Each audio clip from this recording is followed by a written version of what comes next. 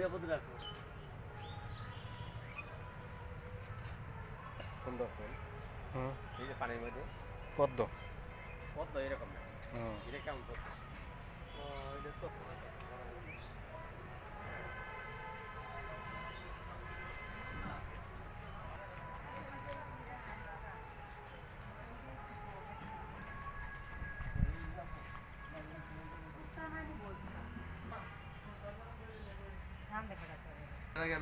Rajshahi tissue culture থেকে।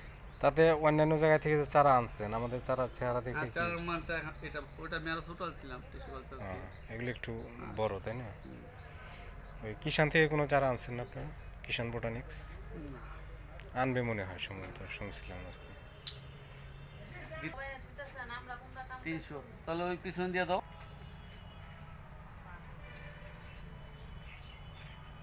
বের করা হয় নাই এই করেন নাই না, মেনলি আপনার ল্যাব জমি কি তৈরি করছে? জমি তৈরি করছে তা জানি। হ্যাঁ,